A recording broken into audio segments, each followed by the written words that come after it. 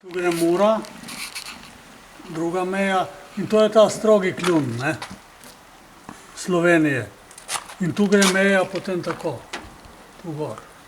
To je Madžarska, to je Hrvaška, ne. In tu, kjer smo mi, na primer, od te točke do Hrvaške je nekje 3-4 kilometre. Tu tako je Hrvaška, ne. V bistvu Pince Marof je najvzhodnejši kraj Tako, najvzhodnejši. v Sloveniji. Ja. Od tu do Robedišča sonce rabi 7 minut. Do kje? Do Robedišča. Robedišče je zadnja vas na Primorskem, na italijanski meji, na zahodu, ne. 7 minut. 7 minut.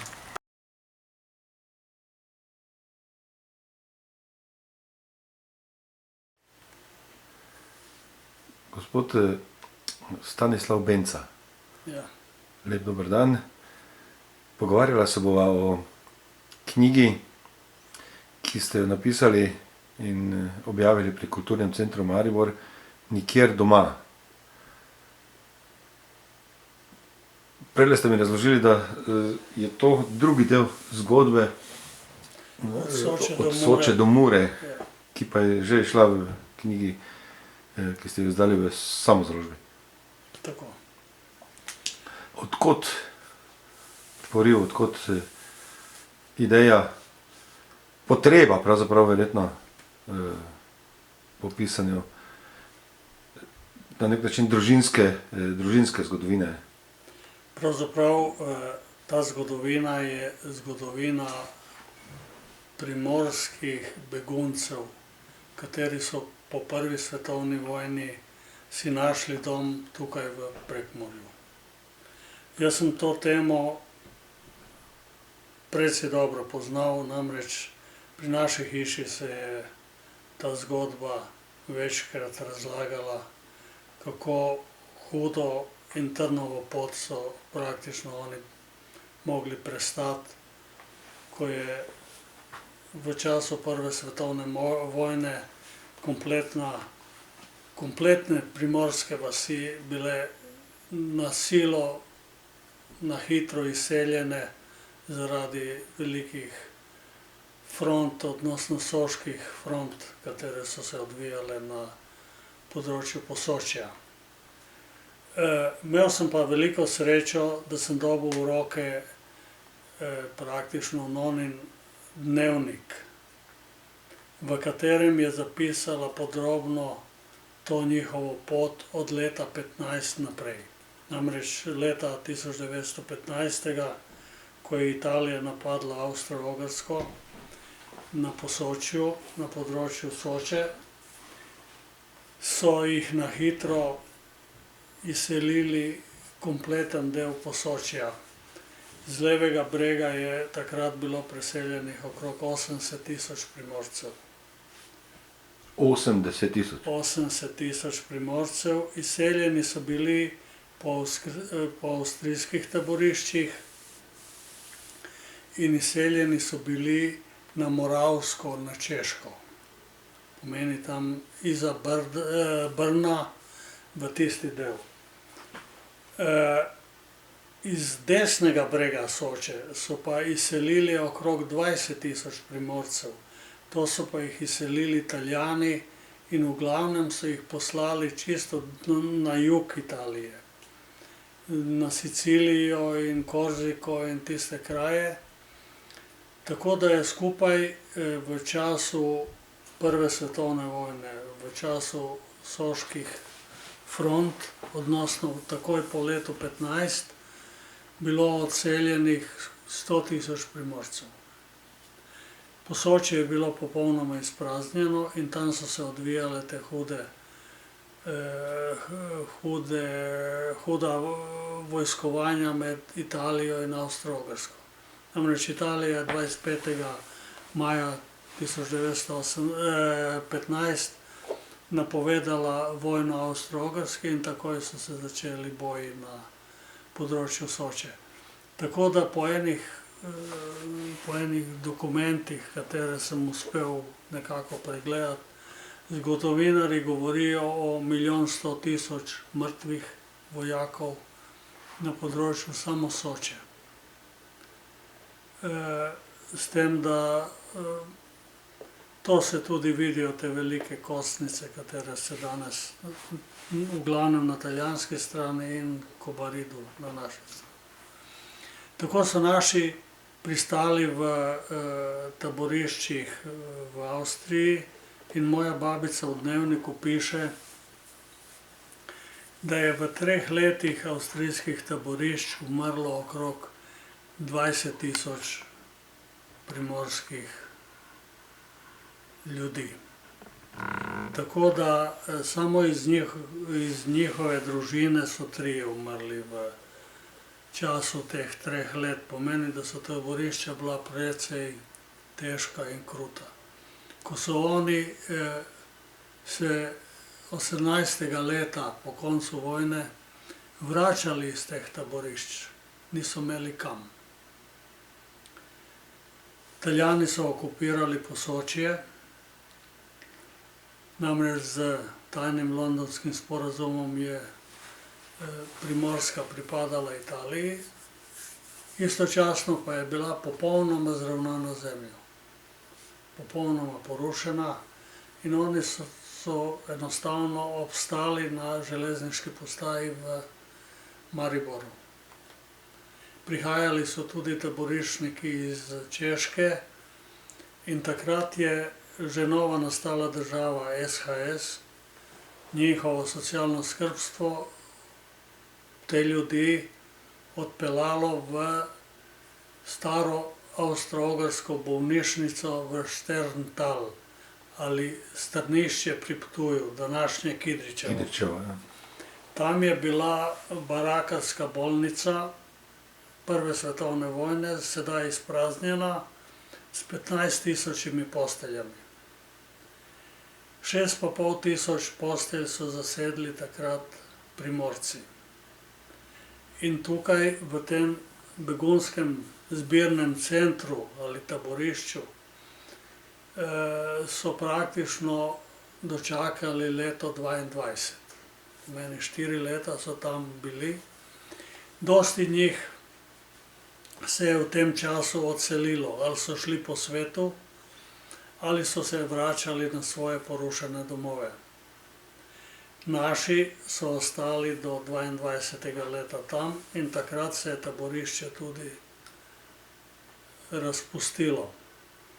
Ponudili so jim v okviru agrarne reforme, takrat že nove nastale Jugoslavije, da lahko dobijo zemljo v Prekmurju proti plačilu, na 30 let odplačila in da si naj ustanovijo primorske kolonije. Tako je 21. leta prva skupina 14 družin naselila primorsko kolonijo Petišovci. To je tik ob reki Muri. Potem je trajal leto dni moratorij za nadaljne priseljevanje in leta 22 je nastala kolonija Benica. To je popolnoma barakarska kolonija, katera je bila zgrajena iz desk taborišča Strnišče pri Ptuju. Ljudje so začeli ustvarjati iz popolnoma nule. Znači 7 let so bili v taboriščih in začeli so obdelovati polja na roke, dokler ni bilo živine. Ko so nekaj živine nabavili, pa začeli nekako si urejati svoje gospodarstvo in svoje domove, je prišla druga svetovna vojna. S tem sem jaz tudi zaključil prvo knjigo Od Soče do Mure, v kateri sem opisal to njihovo trnovo pot, praktično eksodus v pravem pomenu besede, kot je tudi posnet bil film Primorski eksodus. Manjkalo mi je pa dokončanje njihovega trpljenja. Tako sem se nekako odločil, Da nadaljujem z letom 1945, ko je praktično v času druge svetovne vojne so bili vsi Primorci, kateri so bili v Prekmurju, to je bilo 700 ljudi, internirani v delovno taborišče Šarvar na Madžarsko. Leta 1942, tako da so do 1945 preživeli v tem delovnem taborišču, kjer je umrlo od 700 ljudi 33 naših ljudi. Velika sreča je bila, da so že 1942, čim so prišli v to taborišče, socialno skrbstvo, odnosno pravoslavna cerkev iz Novega Sada poskrbela za otroke. In je 250 otrok iz taborišča odpeljalo in jih razdelilo po kmetih v Bački. Tako je v glavnem rešilo te otroke hudega življenja v taborišču. 1945, ko so se naši vrnili iz taborišč, so našli popolnoma izpraznjene in izropane svoje hiše. Nekatere tudi delno porušene, izropane tako daleč, da celo okna in vrata so bila pokradena. Začeli so ponovno znova graditi vas, dosti njih je obupalo in enostavno vse pustilo in odšlo si iskati boljše življenje po svetu. Naši so zaprosili za državno pomoč nove nastale Jugoslavije in dobili so ponudbo, da lahko z ozirom na to, da je bil Banat in Vojvodina izpraznjena zaradi pobeglih podonavskih Nemcev, da lahko te domove dobijo v okviru kolonizacije. Pogoji so bili taki, da imajo čas 2 leti, ukolikor se prilagodijo, prepustijo njihovo imetje tukaj državi in dobijo kolonizacijo v Banatu. Tako se je 7 družin iz Benice 1945 odločilo za kolonizacijo v Banat in 2 družini iz Pince Marofa. Skupaj je iz Slovenije takrat odšlo z vlakom brez voznega reda, tako so ga imenovali, skupaj do 1947 leta 801 družina.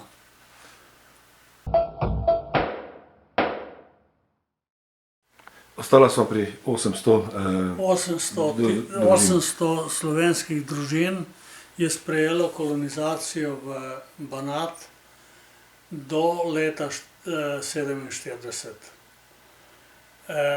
Prvi konvoj slovenskih družin je bil, v katerem so se vključili tudi ljudje iz vasi Benica. Pomeni takrat je 6 družin odšlo, naknadno so še 3 družine odšle. Dobili so 2 živinska vagona in skupni konvoj se je v Sevnici formiral. Od tukaj so praktično po 3 družine so se naselile v en vagon. Odšli so 20. novembra in prispeli na cilj 1. decembra. Znači 10 dni so potovali do zadnje postaje Vršac v Banatu. To je bilo izredno naporno, to potovanje.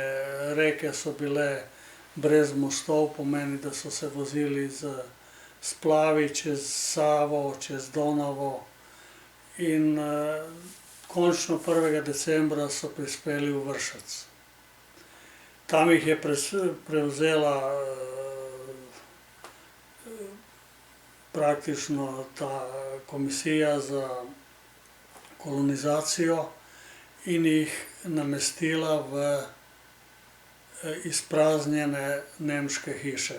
Namreč 1944, ko so Rusi s partizanskimi enotami zasedli Banat in Vojvodino, je skupaj z nemškimi enotami pobegnilo iz tega področja 250 000 podonavskih Nemcev, kateri so tukaj praktično bili od 1760. leta.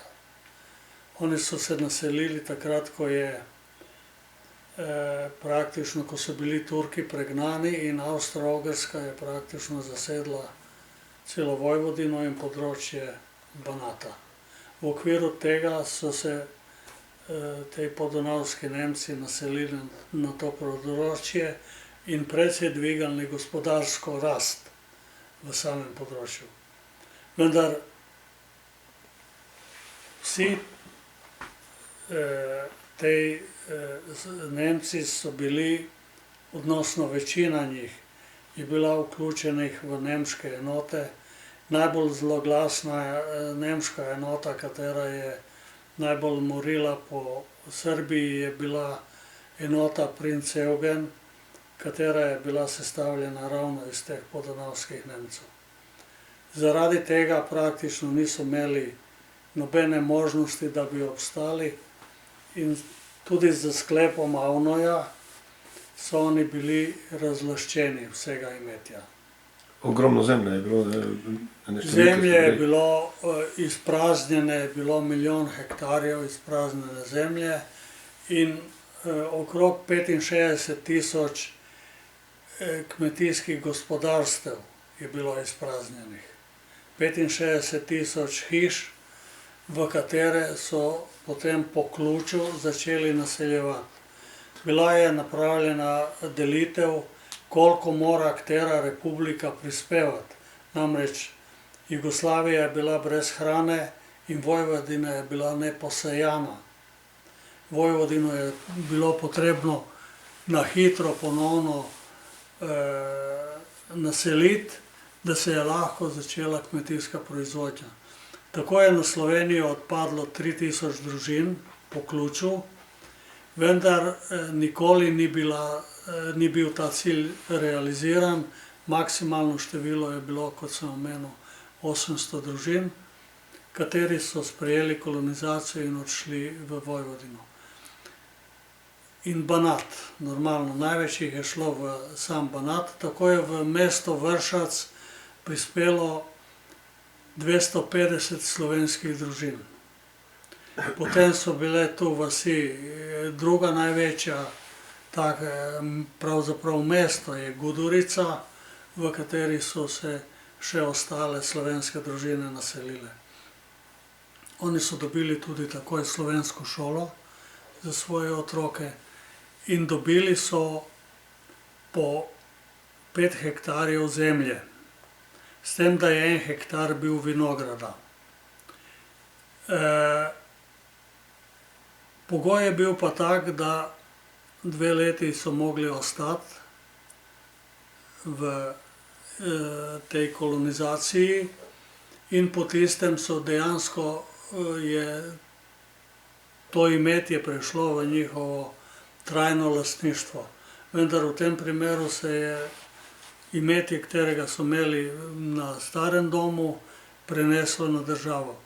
Kolikor so pogoji, odnosno se niso mogli prilagoditi, so se lahko vrnili nazaj na svoje staro imetje. Taki je bil pogoj. Tako da je do 1947. leta pa 2/3 slovenskih družin se vrnilo.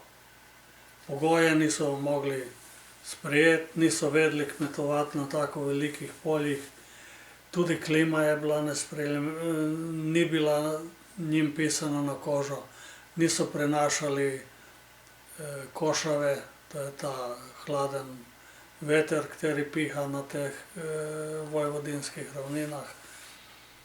In dosti njih je zbolelo, veliko stradanje je bilo, hrane ni bilo, pogoji so bili izredno težki.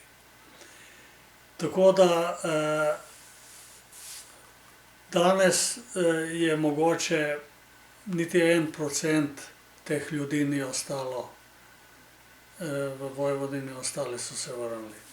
Prihajali so tudi iz drugih krajev in zemlja se je takoj združila v kmetijsko obdelovalno zadrugo, tako da so oni bili praktično zaposleni v teh zadrugah in tako nekako ustvarjali svoj nek življenjski prihodek preko teh zadrug.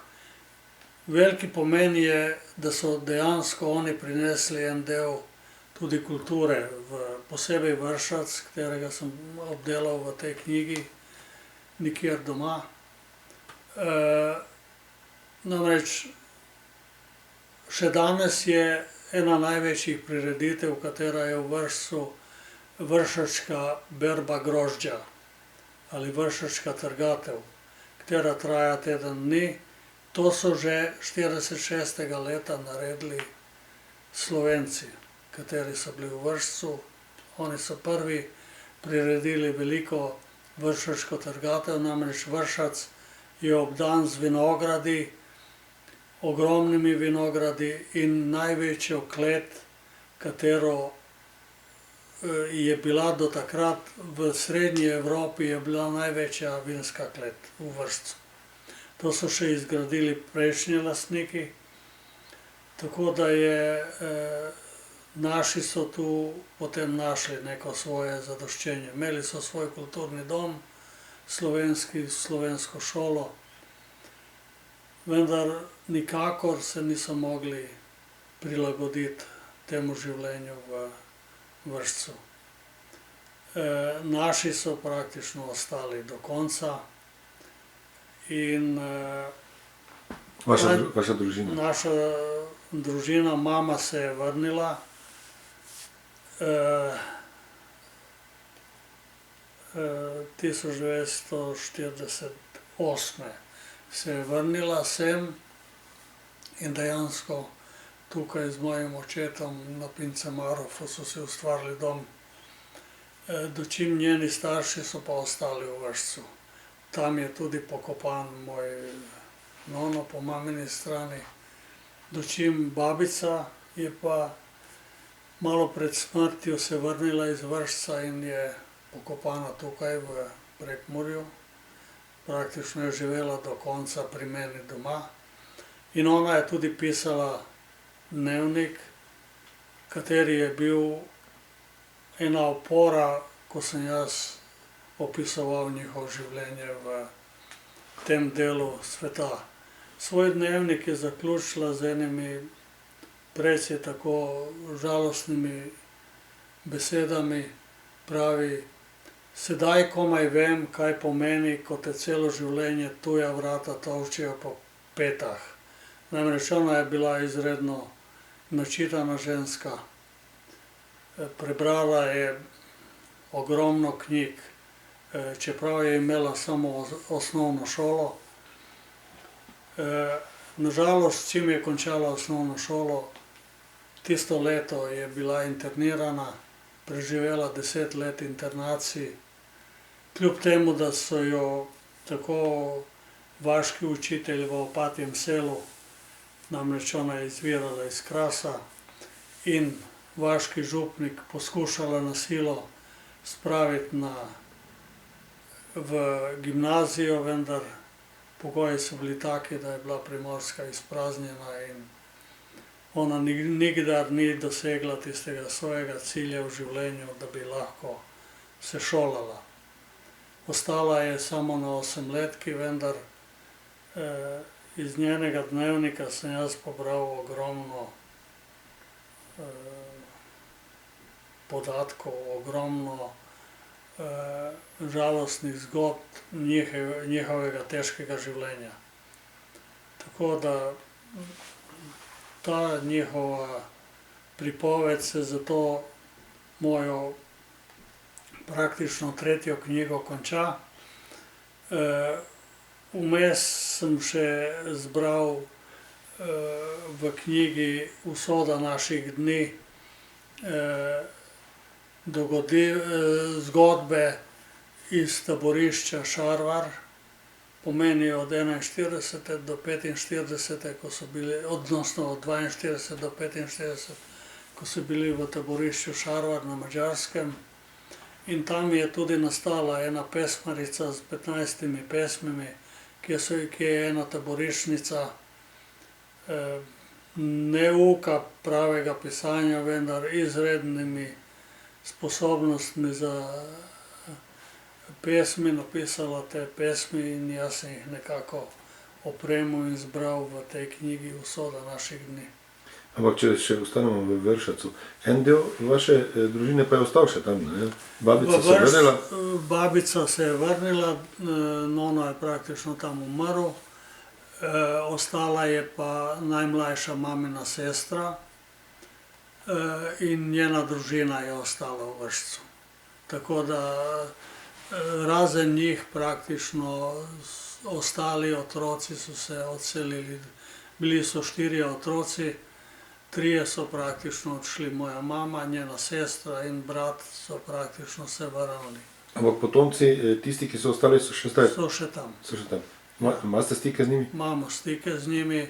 V Vršcu je tudi še vedno Slovensko kulturno društvo Kula, katero praktično obuja spomine na te dogodke kolonizacije in priseljevanje Slovencev. Ker tu se niso samo Primorci naselili, tako kot so se v kolonijah v Prekmurju, v teh 5 kolonijah, temveč Slovenci iz cele Slovenije. Iz Prekmurja je šlo okrog 33 družin iz Prekmurja v Banat, skupaj pa največ je šlo iz Dolenjske, tako da pravim, bilo je 800 družin, nažalost pa je nekje 1% potomcev še ostalo tam. In s tem, kje končate to tretjo knjigo, nikjer doma? Končam tretjo knjigo praktično z tem, ko jim razpade njihova zadruga, katera je do 58. leta nekako delovala. Takrat se oni znajdejo ponovno na začetku svoje poti, ostareli, izmučeni do kraja od vseh mogočih dogodkov. Želijo si tudi ponovno videti Primorsko. Odpravijo se na pot, moja babica in njen mož, France, obiščejo svojo Primorsko po 40 letih, ustavijo se v Opatjem selu, odkot izvirajo, praktično na Krasu, obiščejo svoje otroke v Prekmurju in druge vnuke in hčero v Puli, se vrnejo nazaj. V tem času razmišljajo, da bi celo se vrnili nazaj v Prekmurje na Benico, vendar so toliko že ostareli in izčrpani, da praktično ostanejo v Vršcu, ker je bil nono dosti starejši od babice. On 63. v Vršcu umre, pokopan je med slovenskimi kolonisti na vršačkem pokopališču in babica se 5 let pred smrtjo iz Vršca vrne v Prekmurje, kjer je želela, da bi nekje v Prekmurju tudi končala svoje življenje. In tukaj praktično pri svoji hčeri tudi 85. umre. S tem nekako zaključim svojo knjigo in ta njihova življenjska pot od izgona iz Primorske in leta 15, potem taborišča po Avstriji, taborišča v Šterntalu, taborišče na Madžarskem in na koncu kolonizacija v Banatu, se njihova zgodba tudi izteče.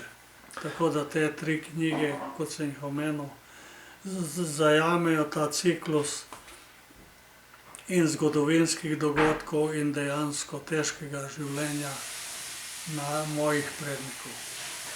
Pri tej vaši zadnji knjigi Nikjer doma pa je sodeloval tudi pisatelj Tone Partljič. Dejansko koncept knjige sem jaz poslal v pogled Tonetu Partljiču. Ko je on to pogledal, jaz sem pač nekako že bil skoraj prepričan, da ne bom nadaljeval z pisanjem, vendar njega se je toliko dotaknila ta zgodba, da je rekel, potrebno je na tem vztrajati, treba je to zgodbo zaključiti. Tako da sem potem dejansko tudi z njegovo pomočjo nekako zaključil to knjigo in mislim, da prikaže dejansko stanje, kako je bilo. Ja, gospod Benca, najlepša hvala. A greva pogledati še muzej? Muzej naših prednikov, to je spominska hiša Primorcev in Istranov v Prekmurju. Mislim, da se ga splača ogledati, stoji na Pince Marofu, je replika barake, take kot so jo imeli, ko so se priselili sem v Prekmurje. Leta 22. Leta 22. Drugo leto imamo 100-letnico, planiramo malo večjo slovesnost ob tej priliki. Ta slovesnost bo nekje v drugi polovici junija, tako da se že počasi pripravljamo na to. Gremo v muzej. Hvala.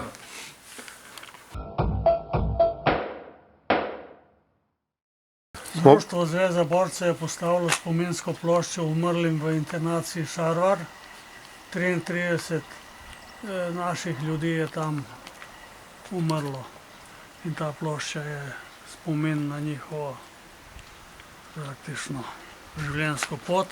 Društvo izgnancev je pa ob 65-letnici taborišča podelilo to ploščo.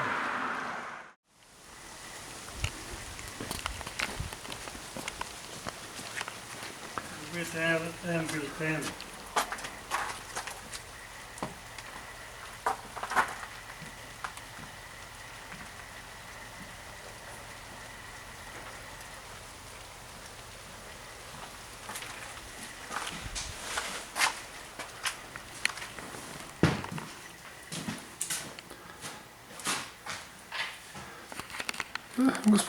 Gospod Stanislav, mogoče nas malo popeljete po muzeju? Ja, to je muzej naših prednikov, kjer je opisana njihova pot iz Primorske v Prekmurje. Dejansko leto 15, ko so praktično mogli zapustiti svojo rodno Primorsko in odšli v begunska taborišča po Avstriji. Leto 18 se naselijo v Šterntalu, to je taborišče Šterntal, stara avstro-ogrska bolnica, v kateri si najdejo zatočišče in tukaj ostanejo do 22. leta. V tem času se dogajajo razni zgodovinski premiki. 12. november 1920 podpis Rapalske pogodbe, Rapalska meja, katera odcepi Primorsko in jo pripoji od Slovenije in jo pripoji Italiji. Od takrat praktično Primorci izgubijo tudi vse pravice, celo govor in celo priimke. In zaradi tega se naši tudi ne vračajo nazaj na Primorsko. To je ena od barak v tem Šterntalu.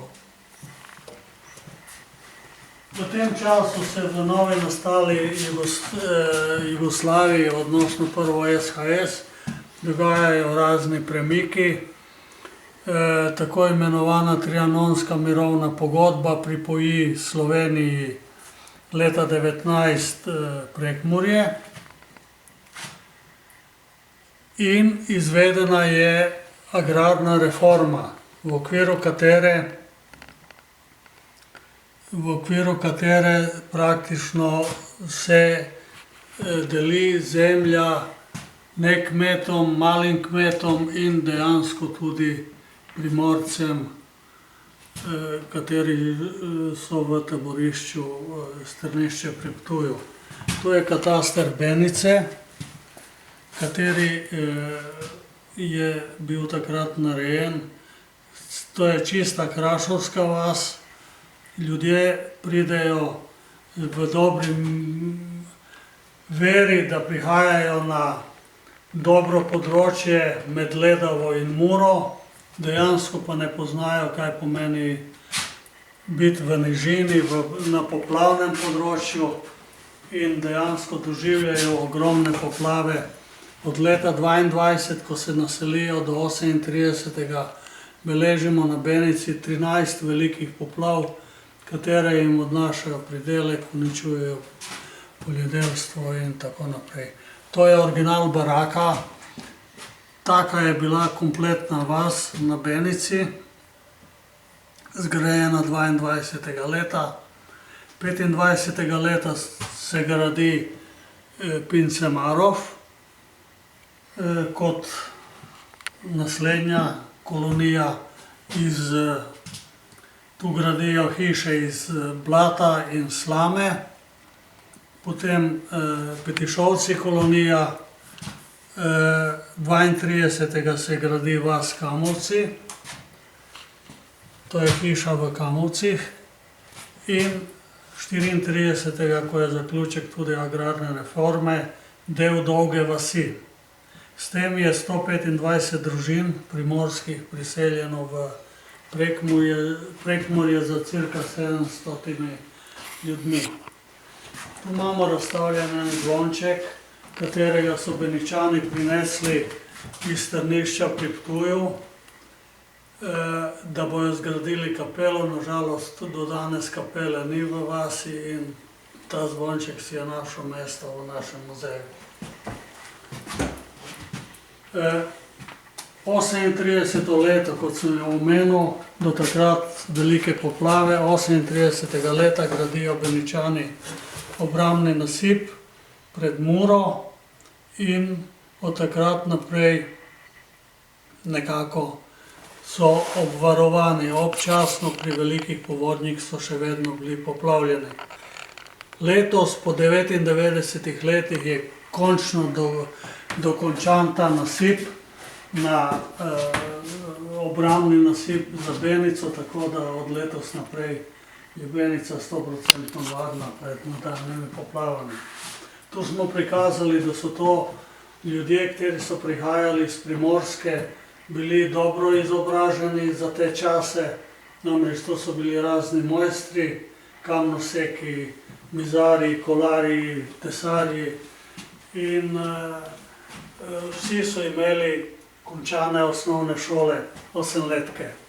Dočim v teh krajih je bila takrat samo 4letna osnovna šola.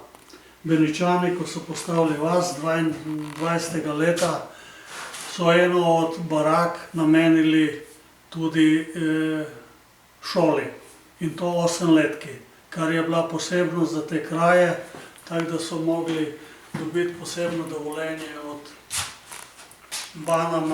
Bana Dravske Banovine, da je lahko jim omogočil učitelja za 8 razredov osnovne šole. Tu imamo prikaz njihovega kulturnega življenja, katero je bilo izredno na visokem nivoju. Oni so ustanovili Sokolsko društvo v Lendavi, tej Primorci, potem so ustanovili Sokole na Benici in Petišovcih. To so edina sokolska društva v takratnem Dolnjelendavskem srezu. Prirejali velika dramska dela, pevske nastope, dramske nastope, telovadne nastope. To so beniški tamburaši, kateri so do kolen v vodi v času poplave na Benici in vsi fantje imajo instrumente, katere so si sami izdelali. Izdelal jih je pa ta možak, to je mojster Črnek, kateri je naredil vse instrumente za celo vas in dejansko jih naučil igrati. Pride leto 1941, začetek druge svetovne vojne. Zatem, čim prevzamejo Madžari oblast od Nemcev, po 14 dneh odvzamejo vse pravice Primorcem in praktično julija 1941 ne smejo več na svoja polja, polja so jim zaplenjena, tako da prehranjujejo se samo s tem, kar imajo doma na dvorišču.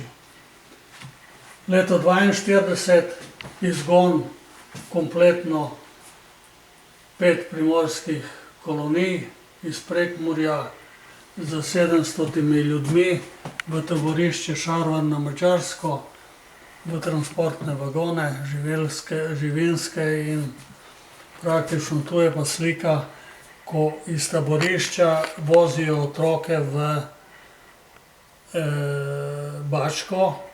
To je organizirala pravoslavna cerkev iz Novega Sada in tako rešila marsikaterega od teh otrok, da ni umrl v taborišču. To je emblem društva. Ko je društvo bilo ustanovljeno, smo postavili leto 1921 do 2010 in v zgornjem delu Prekmurje z pšeničnim klasom, spodaj je pa primorska z oljko, katero povezuje ena lastovka. To je seznam vseh družin, katere so prišli po vaseh v Prekmurje. Tu je pa taboriščna knjiga iz taborišča Šarvar od 42 do 45 z popisom vseh ljudi in spominska mapa, naprimer samo to je pokopališče v Šarvaru, katerega so uredili dejansko Zveza borcev Slovenije in Vojvodine. Ker v tem taborišču so tudi bili interniranci iz Vojvodine. In tu oni so že 41. prišli v to taborišče. Na vseh teh križih je največ umrlo otrok. Tako da, če bi naši ostali še naprej tam, bi tudi ogromno teh otrok bilo pomrlo tam. To je ta muzej z eno težko vsebino, skromen muzej, vendar zgodovina kot taka je precej težka.